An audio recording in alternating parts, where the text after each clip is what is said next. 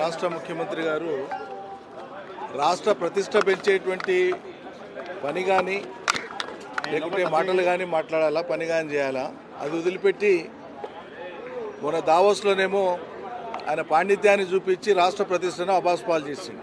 అసంబద్ధంగా మాట్లాడి ప్రశ్న ఒకటైతే జవాబు ఒకటి, అది కూడా జవాబు యొక్క సాంద్రత ఏంది, సారాంశం ఏందో కూడా జనం నవ్వుకునేటువంటి విధంగా ఉంది. ఇప్పుడు లండన్లో పోయి ఈ రాష్ట్ర ప్రతిష్ట పెంచేటువంటి పని ఏం చేస్తున్నామో, ఈ రాష్ట్ర ప్రతిష్ట పెంచడం కోసం లండన్ పర్యటన ఏ రకంగా ఉపయోగపడుతుందో ఆ విషయాలు ప్రజలకు చెప్పి గౌరవం పెంచుకోవాల్సింది పోయి కారు గుర్తును ఇంత లోతు బొంద పెడతాం, అంత లోతు బొంద పెడతాం, పులి బయటకు వస్తే బోన్ సిద్ధంగా ఉంది, ఈ రకమైనటువంటి చౌకబారు మాటలు మాట్లాడడానికి కాదు రాష్ట్ర ప్రజలు ఎన్నుకున్నది. అయా స్వామి, మీరు కాదు, మీరు గురువుగా భావించి లేదా మీరు గురువుగా నమ్మినటువంటి చంద్రబాబు నాయుడు గారే కేసీఆర్ సంగతి చూస్తా అని చెప్పి ఈ రాష్ట్రం నుంచి పలాయనం చిత్తగించాల్సినటువంటి దుస్థితి ఏర్పడ్డది. ఆయన సారథ్యం వహించి ఓ ప్రపంచపు విజనరీ అని చెప్పి ఆర్టిఫిషియల్గా పేరు తెచ్చుకున్నటువంటి మీ నాయకుడు ఆనాడు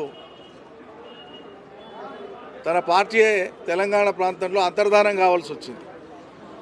రాష్ట్ర విభజన ఎట్టి పరిస్థితుల్లో చేయనని చెప్పి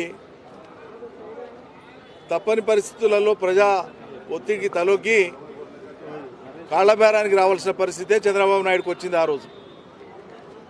కాబట్టి చంద్రబాబు నాయుడు గారే కేసీఆర్ను ఏం చేయలేకపోగా ఆయన్నే వెలకలబడిపోయినాడు.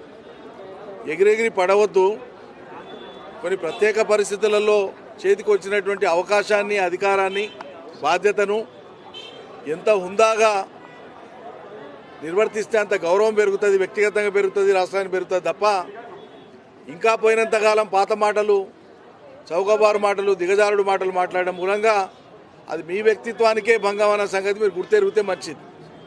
మీరు కాదు, ఇంకెవ్వరు కూడా బీఆర్ఎస్ను, ఒక రాజకీయ పార్టీని, తెలంగాణ అస్తిత్వాన్ని, తెలంగాణ ఆత్మను ఎవ్వరు కూడా ఏమీ చేయలేరు. ఇట్లా చేస్తామని మాట్లాడిన వాళ్ళందరూ అంతరించిపోయినరు, అంతర్ధానం అయిపోయినరు తప్ప వాళ్ళ మాటలు గాలికి మిగిలిపోయినాయి తప్ప వాళ్ళు చేసింది ఏమీ లేదు. వ్యక్తిగతంగా ద్వేషపూరితంగా నిందాపూర్వకంగా మాట్లాడేటువంటిది పక్కకు పెట్టి వచ్చిన అవకాశాన్ని సద్వినియోగం చేసుకొని మరింత అవగాహనను పెంచుకొని అవసరమైనటువంటి సందర్భాల్లో నిపుణుల సూచనలు, సలహాలు తీసుకొని ఈ రాష్ట్ర ప్రతిష్టను పెంచే విధంగా ఆలోచించమని చెప్పి మేము హితవు చెప్తా ఉన్నాం.